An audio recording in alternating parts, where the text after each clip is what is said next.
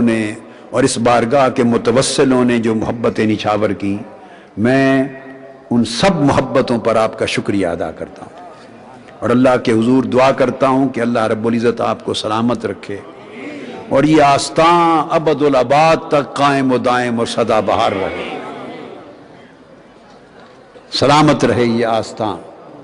چونکہ یہ ہم سب غریبوں کا سہارا ہے اور آسرا ہے۔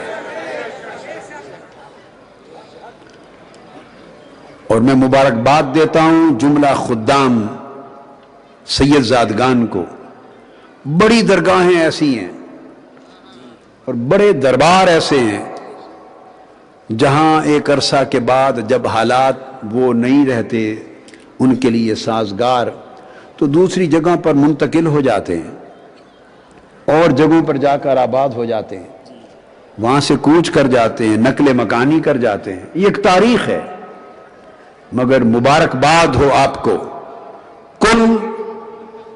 انجمن معینیہ فخریہ چشتیہ کہ جتنے سید زادگان، آپ سب کو مبارکباد ہو کہ جب حضور خواجہ غریب نواز یہاں تشریف لائے تھے تو آپ کے شیخ طریقت حضرت خواجہ عثمان ہرونی نے اپنا ایک مرید حضور خواجہ غریب نواز کے سپرد کیا تھا،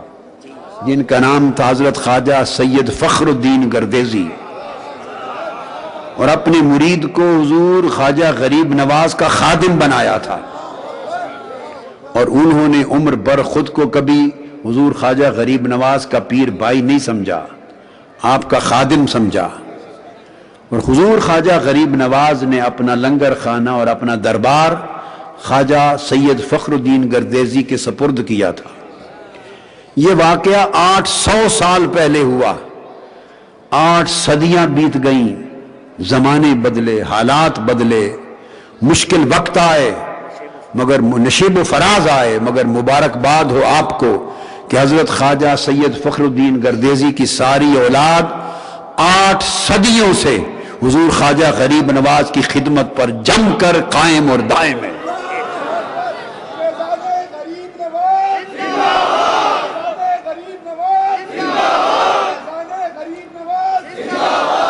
لوگ ادھر سے ادھر چلے گئے، ادھر سے ادھر آ گئے، در بدر سفر کر گئے، اور معاشی خوشحالیوں کے لیے کہاں سے کہاں چلے گئے، مگر یہ حضور خواجہ غریب نواز کے خادم خواجہ سید فخر الدین گردیزی کی اولاد صدیاں بیت گئیں، 1000 سال کے قریب عرصہ ہونے کو ہے، کھانے کا ملا یا نہیں ملا، اس در کی غلامی نہیں چھوڑی۔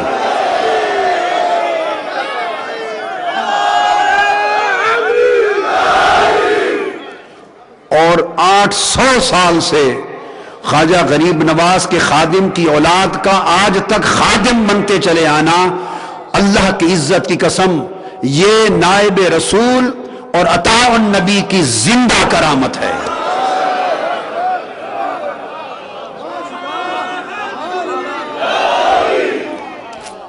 اور یہ اس کا معنی میں تو یہ سمجھتا ہوں کہ جس طرح خواجہ سید فخر الدین گردیزی کی خدمت کو انہوں نے قبول کر لیا تھا، وہ صرف ان کی ذات کے لیے نہیں، لگتا ہے تا قیامت ان کی اولاد کو بھی اپنی خدمت کے لیے قبول کر لیا۔ میری دعا ہے اللہ رب العزت آپ کی خدمت سدا سلامت رکھے اور ہمیشہ باہمی محبت اور مودت اور وحدت کے ساتھ رہیں، اور آپ کی نسلیں بھی حضور غریب نواز کی خدمت پہ ہمیشہ قائم رہیں۔ مجھے بھی آپ حضور خواجہ غریب نواز کے خدام ہیں، خادم ہیں، مجھے اپنے خادموں کے میں اندر نام لکھ لیں۔ میں خواجہ غریب نواز کے خادموں کا خادم ہوں، میں خواجہ غریب نواز کا ادنا سا نوکر ہوں، خواجہ غریب نواز کے در کا صدر ہوں، خواجہ غریب نواز کے در کا ایک سوالی ہوں، خواجہ غریب نواز کا بھکاری ہوں، اور میرا دھیان ادھر ہے، میرا چہرہ ادھر ہے، میرا قلب ادھر ہے، میری روح ادھر ہے، میری نس نس ادھر ہے، اور میں جولی پھیلا کے خواجہ غریب نواز کے فیض کی بیچ لینے آیا ہوں، اس لیے میں ان کے خادموں کا بھی خادم ہوں۔ میں خواجہ غریب نواز کے در کا جھاڑو کش ہوں، جاروب کش ہوں اور یہاں کی خاک کے ذروں کو اپنی آنکھوں کا سرما بنانے والا ہوں۔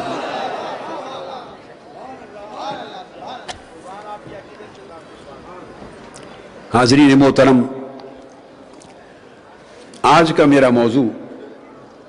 موضوع ہی یہ ہے، حضور خواجہ غریب نواز نائب النبی اور عطاء رسول۔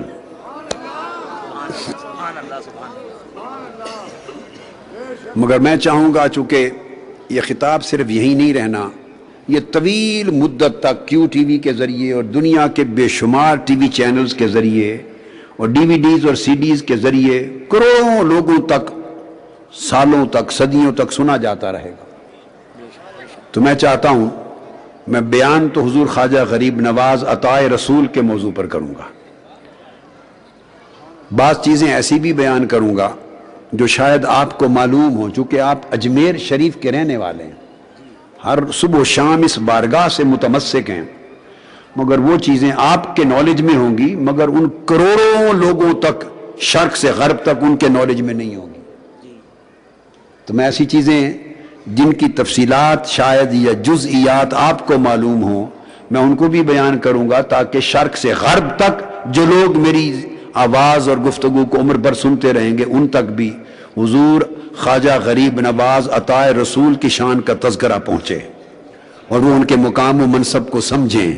کہ یہ درگاہ کیا ہے۔ اور اس سے قبل یہ جو سلسلہ ولایت ہے، اولیاء کرام کی شان، اولیاء کرام کا وجود امت میں